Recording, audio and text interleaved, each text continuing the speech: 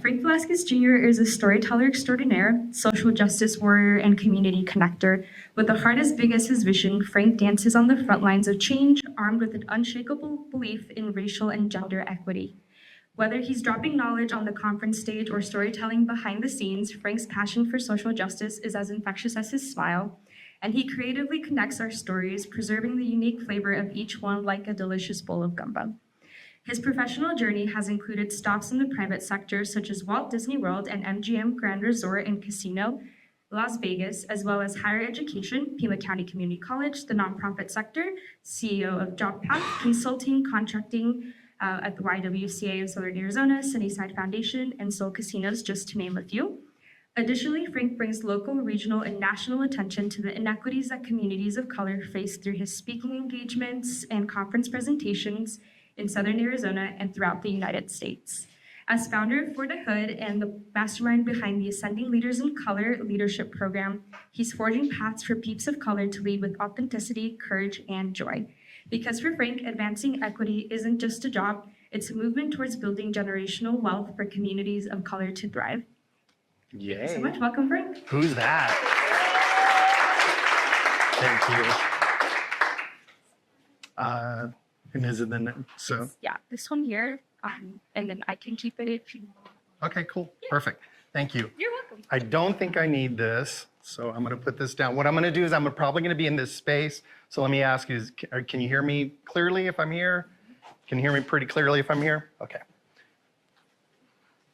Well, thank you so much, Nisa, Jeanette, Anita, for inviting me. This is really exciting. I see some familiar faces and I see some new faces, so I'm excited to be here. But before I start, well, first of all, how y'all doing? Good. Is it too early? How y'all doing? Okay, that's a little better, so I'll give you grace. It's a Friday morning and you're here with me, so I thank you for that. All right, so before I do any session, I always like to kind of do a framing. So this is Frank's framing. My first thing, and we'll start in the bottom left, nervous energy will subside. Every time I do a presentation, the first 5 minutes is just like, I can feel myself talking fast, and so but I promise after about 5 minutes, I'll start settling in. So y'all okay with that? Yeah. I need some whoop whoops. Okay. All right, second thing is I use notes. It's the first time using it off my phone though. But I use notes because I don't like to stand behind the podium and I wanna make sure that I'm in space with you. So because I'm not behind the podium, I have my notes. Are y'all okay with that? Whoop, whoop. Okay. All right, let's go to the top corner, top right. So I can already feel that energy. All right, so I have a commitment to being authentic. Obviously, you're gonna hear about my story in a bit, and I just wanna make sure, or I've been in spaces, as you heard through the bio that Anita read, I've been in a lot of spaces that are not my spaces. So when I'm here as a representative of my business, my space, I do have a commitment to being authentic in this space. So y'all okay with that? Whoop, whoop. All right, and the last one is commitment to being respectful. When I'm in my authentic space, I get to be me. And so I promise you that whatever I say, it's said with love and care. And so that's my commitment to you to being respectful. Sometimes I might say something that maybe you haven't heard before, but I wanna make sure that at least I'm sharing with you that is my commitment, that I will always be respectful. So again, are you okay with that? Woo, woo. All right, let's get going. All right, so I'm gonna start with my first reflection. I'm gonna have like five reflection points. So let's start. Oops, where'd you go? It's already messing up. Oh, there you are. Okay. So I wanna start, and if you've noticed my sneakers, so they're nice and bright. There's actually a story about them, and I didn't know about these sneakers until after I purchased them. So I wanna start in a place of each of my grandmothers who've passed. So I'll start with my dad's mom. So my dad's mom I think she lost her husband when my dad was 11. I don't remember her age, but she was in her 30s and had to move from Miami, Arizona to Nogales and kind of like restart her family. I think she had 3 kids at the time, and then she ended up having 2 more with her new husband. Their home life, I would say, would be one of acculturation. If you're not familiar with that term, acculturation was they retained everything of who they were in the space of who they were as a family. My mother's mother was a single mom of 5 children. She was the hardest worker that I know, didn't pick up the English language, but she told each of her 5 kids that if you want to succeed in America, you got to speak English. You got to assimilate. You got to fit in. So those are the 2 stories of each of my grandmothers of how they raised their kids. And so when my mom and my dad met, we were assimilated. So my mom took those learnings from her mother and put them to my older sister, myself, and my younger brother, where we were assimilated. So English is my first language. We didn't grow up a lot with the culture. We would go to my dad's mother's often, but it was a very different set of circumstances. And it's not, and just so you all know, it's not that I'm not the only person in Tucson who's my age, was raised that way. If you look at Central Tucson, most of those who are of Mexican-American descent, which is what I am, were raised that way. So there's a number of us in this community where English was our first language. It messes with your head. So I'm gonna tell you, so this was really, I didn't know where I fit. So this is actually a picture of the Arizona border. If you've heard the phrase, or if you haven't heard the phrase, ni de aquí, ni de allá, it means I'm not from here and I'm not from there. And that's how I felt growing up. I didn't know where I fit. So I absolutely had friends, and certainly if I'm in certain situations, but internally, especially when I went to my dad's mother's place, I never felt like I belonged. I just didn't feel like I belonged because I couldn't communicate with her. And even though I couldn't communicate with my mom's mother, it was just a different vibe or a feel that I felt more safe in that space. And it really does mess with your mind. So well into my 30s, that's how I felt. Well into my 30s, and it really, I just didn't know where I fit in. And I also got married during this time as well. And I'll tell you a little bit about that. So that is my first reflection point. Let me make sure I didn't miss anything. Yeah, I'm good. All right, so right when I turned, so first of all, 40s are like the best decade. So I highly recommend it, that you go through it because it's the best decade. Right? Oh, I hear some woo-woos. That's right. There's a lot of changes that happened in my 40s. So I want to kind of start. Here's the reflection point: widening my circle of loving relationships. So now I can talk a little bit about my marriage. I won't focus on it, but I was very comfortable. Like, people who know me from when I was young, was very affable, funny. I had a lot of friends, but I didn't have like close friends. Then I get married and I'm like, I don't know, like 24, 25. And I was completely okay and comfortable, whatever she wanted to do, in the sense of like, well, I want to spend more time with my family, and be like, okay, that's fine. And as we moved across the country, it was like, okay, that's fine. And then I turned 40. And so then I turned 40. In the beginning of the 40s wasn't the best. I tore my ACL, like literally 2 months after I turned 40. But it was also when I started at Pima Community College. And when I started at Pima Community College, now, I think my ex and I, we had a journey that was maybe a shared misery. Like, I worked at Disney World. I worked at MGM Grand in Las Vegas. So on the surface, they seemed like really fun jobs, but I didn't feel any connection to my community. And when I got to Pima Community College, which was all by like serendipity, it was like the recession happened. I was a trainer. Like, nobody's gonna hire a trainer in the middle of a recession. So suddenly I career pivoted, and somebody said, oh, I know this guy. Met him, he seems pretty nice. Maybe you should hire him for this role at Pima Community College. So the role at Pima Community College was a program called Adelante. It was part of a national, I'm losing the word, part of a national study.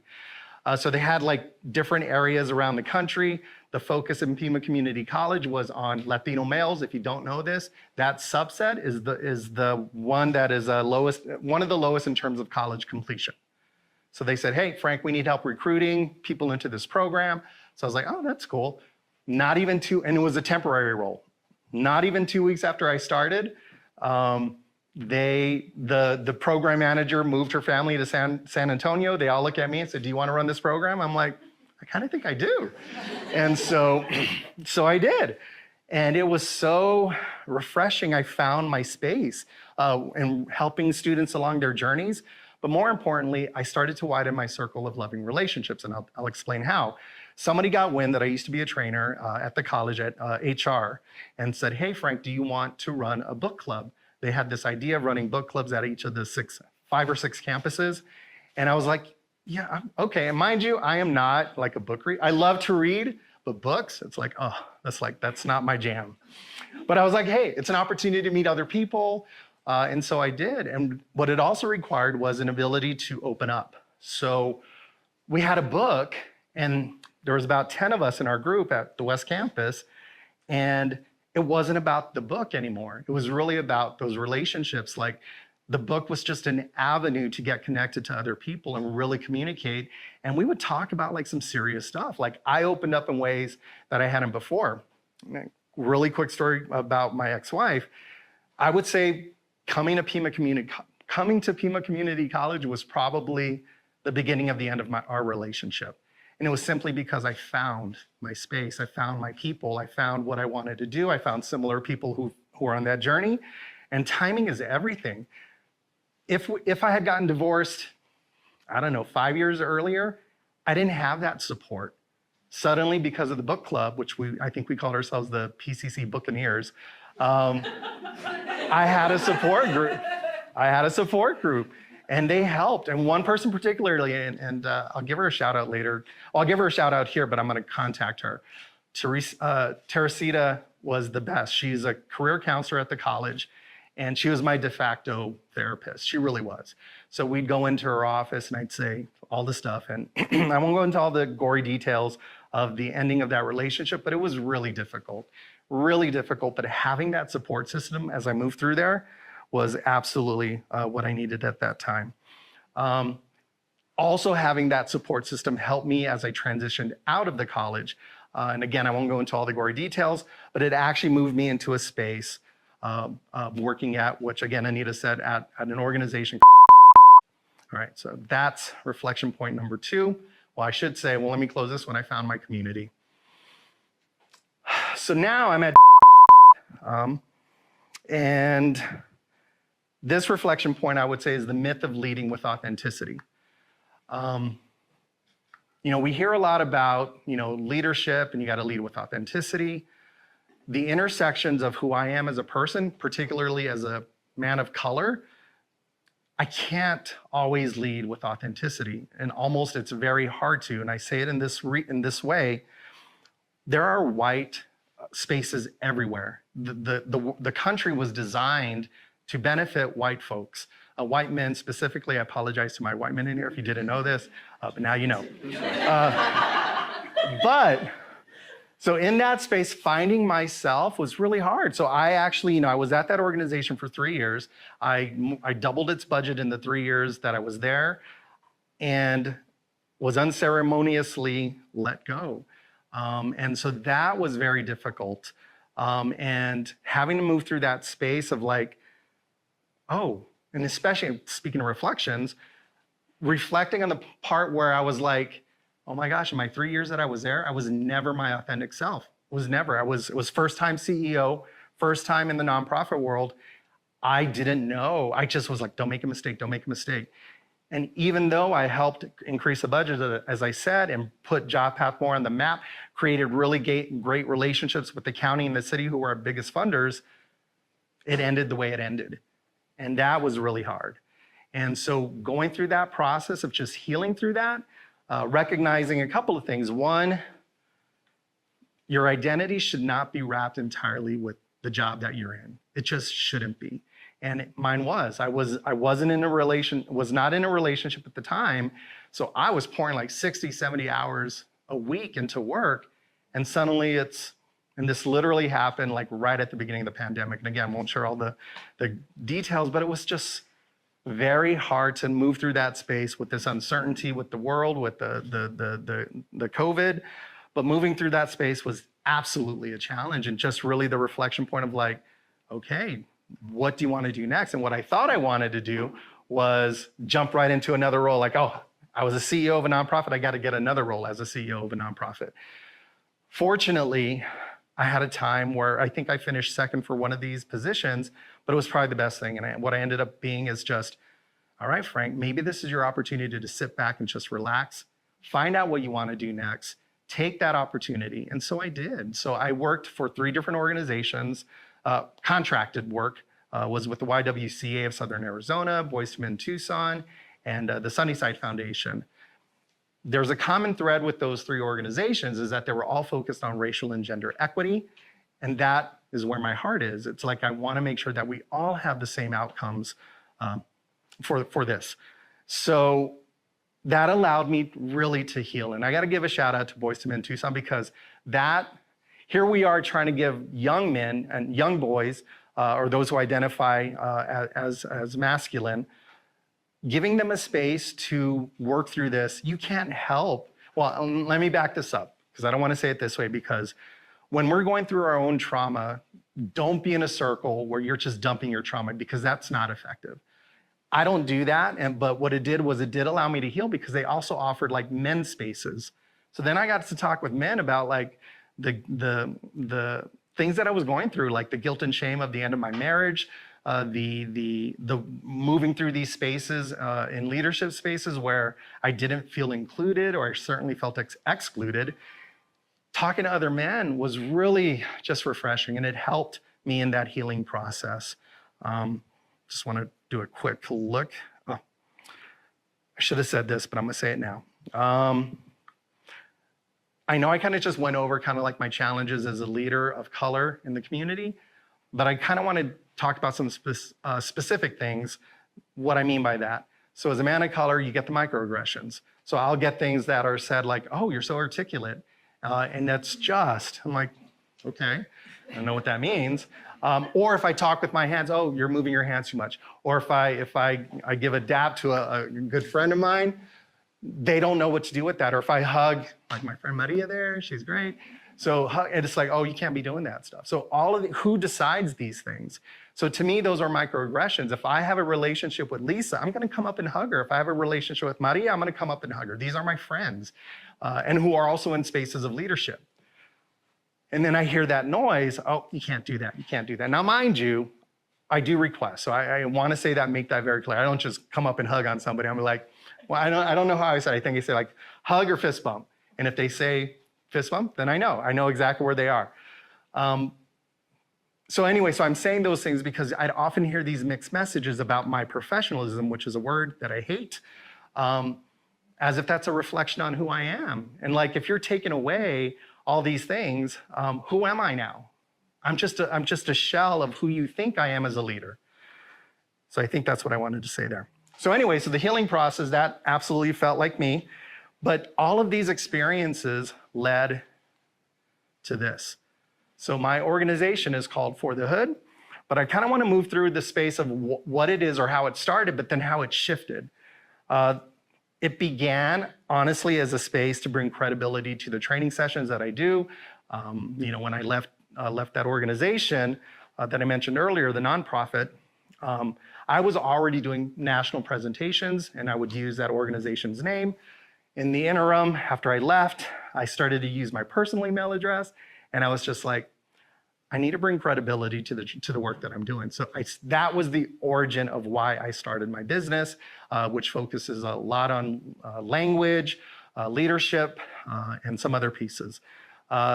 So as I started to move through that space, what it ended up becoming, and I think Maria might have been one of the people, I know Lisa was, but this was a little post with Lisa, but certainly with Maria, I'm pretty confident I had this conversation with her. It was the fall of 22. There was a number of folks that I knew in the community of color who were leaders, and I would sit down with them and I said, I have this idea. I said, what if I created a space for people of color where we can, I call this the 3 R's. I probably didn't say it like this to them at that point, but I'll say it to you so I don't have to repeat it twice. I said, what if I created a space for people of color where we can be authentically real with one another, where we can reconnect with other leaders of color in the community, and where we can reclaim every part of who we are as leaders, because that's what makes us who we are. And to a T, every person that fall was like, we don't have that. We don't have that. Yes, I think we should do that. I think you should create this. And again, as I shared with you, these are all based on my own experiences. When I was the CEO, I didn't have a network. When you're in that role of a CEO of a nonprofit, you can't talk to your board and you can't talk to your staff. So you have to find your people. That's what I needed to do. And I specifically wanted to find my people who look like me. And I did. But I thought, what if we did this proactively? And that's how Ascending Leaders in Color came about. And I've got, I think, 3 cohorts who completed. Lisa and Jeanette on the end over there are actually ALC alumni. And I have 2 currently going on. One of them is my first ever virtual cohort. So I got people in the Phoenix area, Indiana, I think Washington State and California. And I'm launching some more.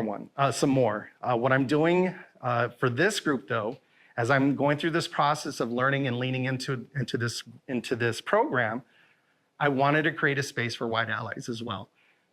And here's the reason I say it.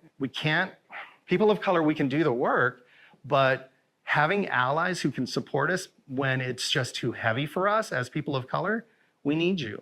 We really do need you. And creating a space for them is what I wanted to create as well.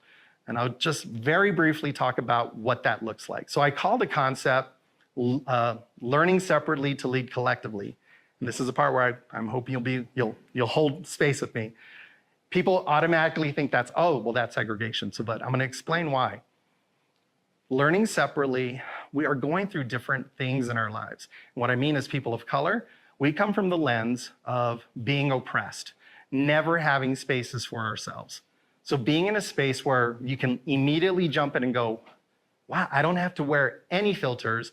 And Lisa, again, and I don't mean to point her out, the first meeting that we had for Ascending Leaders in Color for the 3rd cohort, 2 of the folks in there were like, wow, everybody looks like me. And it just, I think one of the circle agreements was cursing is required. So it was, and we needed it because that's, sometimes white folks get a little offended by that. But anyway, so being in a space, immediately 2 of the people were like, I am myself. And you don't know how much of that healing process matters when you're going through this, and it's a 9-month program. It just feels different. For our white folks, and this is what I've been told, but I can I relate in certain respects, meaning around the guilt and the shame. But those are the 2 words that I often hear from white folks who are down for the cause, would be like, they carry a guilt and they carry a shame from their parents, their ancestors, family members, relatives, friends, and they carry that shame with them in the space. And so I wanted to provide a space for them to heal too. And what that looks like is that I've identified a really great friend of mine in the community who is a white woman, who is a social worker and is familiar with this type of work to facilitate our white folks. So I'm launching the first ever white affinity group, I think in a couple of weeks, or maybe 2 weeks, or maybe a week and a half. It's happening so fast, September's so busy. But anyway, so that's what I wanted to do. And it's the same topics. So microaggressions I mentioned is one, tokenism, colorism, bias of professionalism, effects of assimilation, code switching, which is what I'm kind of doing here. But anyway, so those are the topics, but to have these groups literally going on the same journey together, literally same date, same times, and NISA is going to be part of the first ever White Affinity Group, to go through these topics in separate spaces, but hopefully under the same building, move through it, and then at the end when they come together, to have that conversation. It's like, what did you learn? And how are you going to go forward doing the work that we need to do, particularly, and I know we have a mix of people here, but again, white spaces are everywhere. How can we come together to work in a way that moves the Tucson community in the way that we want it to move? So that would be my 5th reflection, I think. All right, so I think I have one more. Oh no, this is the 5th reflection. All right, so the 5th reflection is leaning into my authenticity.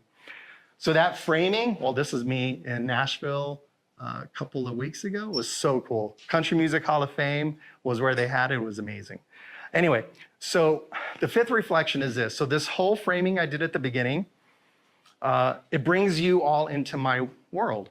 So if I can just share that with you, then it changes the temperature of the room in the sense of like, hey, here's who you're getting. This is my authentic self. I feel that if I say these points, it just changes the dynamic of the presentation. I really do firmly believe that. Has it been perfect in my life? Nope. Have I lost some friends? Likely. But what I am doing is I'm finding my people. And I love that. I'll relate this. It's not in my notes, but I think about this because, you know when you have those feelings of like, well, let me put it this way. I'll just say it this way. So I have this email list. So I have For the Hood. Create this email list. You get excited, but every email you send out, you get a few unsubscribes. And then you're like, oh, why are they unsubscribing? And I used to take like I'd be like really hurt. So don't you unsubscribe. Don't you unsubscribe. Don't unsubscribe, please. You're gonna hurt my feelings.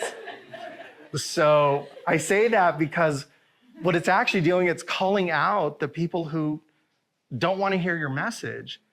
And then you get to build on the people who do.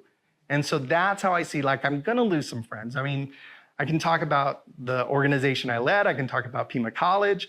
Like, I lost some friends, but what I gained were people who really see me as who I am. All my faults, all my good pieces of who I am. And that's what matters most. And so, as I said, lost some along the way, but who I've gained or what I've gained during that is way better. All right, and so, oh, this is funny. This is my joke now. All right, I think I'm pretty much done, but it's gonna say I wouldn't be a solopreneur if I didn't say I want you on my email list. All right, so I got all of these little swag, but if you just go to forthehood.com, which is 4dahood.com, it'll pop, two things will happen. One, like a little pop-up window will show up and says, hey, if you want to learn about asset-based language, a free document, then you can sign up that way. Or if you just scroll down to the homepage, you'll see it right there to subscribe. So I'm hoping that I get you on my list. If you feel you want to be part of my crew, if you want to be like, here's my crew right here. I love y'all right here. Ride too. Y'all are part of my crew. I want you to be a part of my crew. So if you want, that's what I would say. But thank you so much for your time. I think I'm done. Thank you.